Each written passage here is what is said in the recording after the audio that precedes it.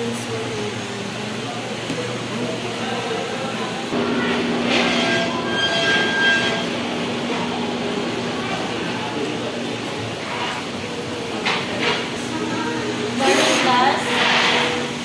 Good morning, Mr. Albert. Who wants to lead the prayer? Miss Polgar.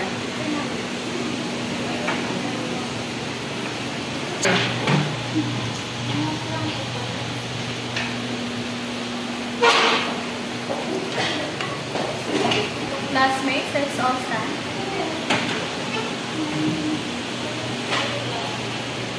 I rest all ahead until the class.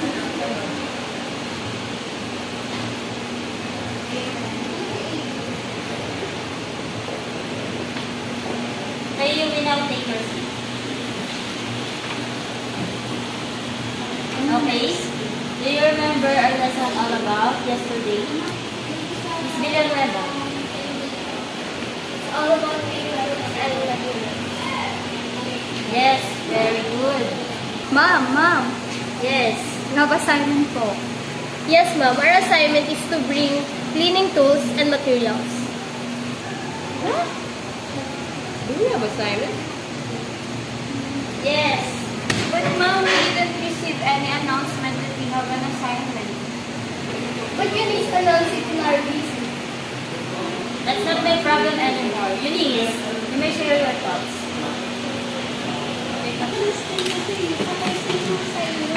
Are you okay? Yes, okay.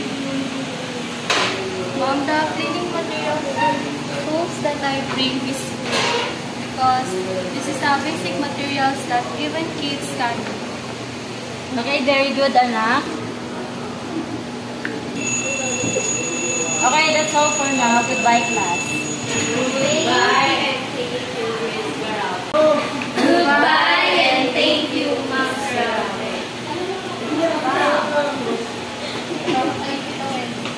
Excuse me, Miss. May I ask if you have a DC that you didn't get? Are you accusing her? We're not accusing her. She just asked you. Will you both stop? Keep quiet.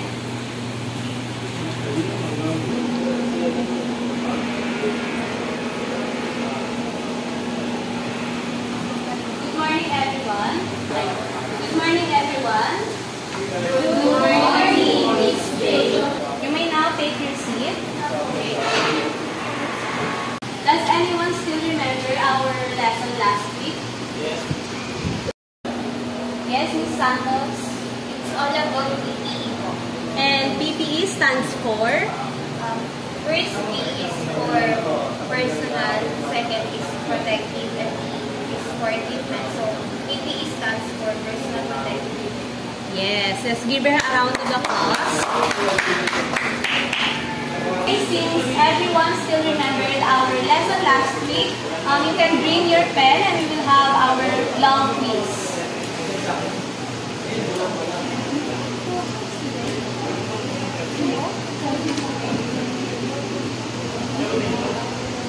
But mom, no more excuses, Fulgar. Sit down.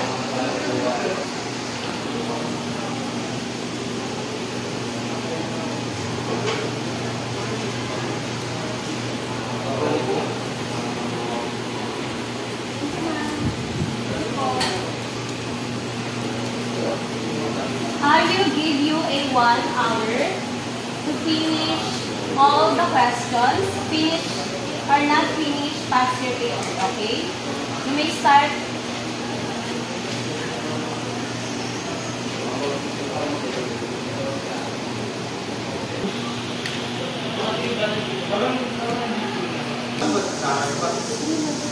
Ma'am, please. Mom, we're not done yet. Finish or not finish, pass your paper.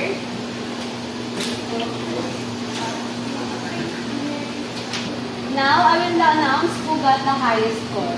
As expected, Miss Santos got the highest score. And the second one who got the highest score will be Miss Villanueva. the third one, and the third is Miss Samson.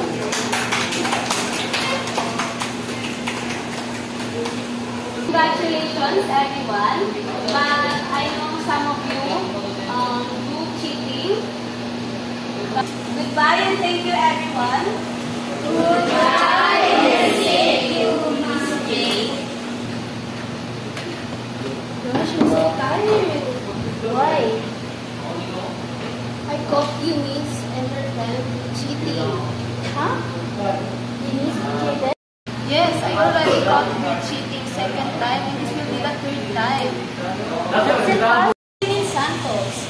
Santos got the highest score. And even after any subject, he got the highest score as always.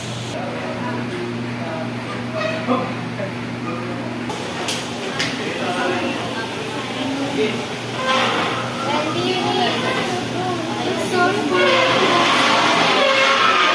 Miss Jane called you on the phone. Why? Why is she calling you?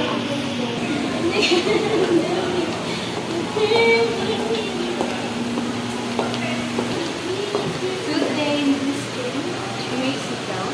Mabuhay ako. Mom, why did you call us? I know you know. We're sorry, Mom, for what we have done.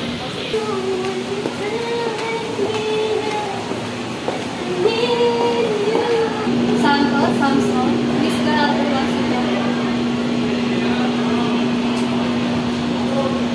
Where will you take Samson? I don't know.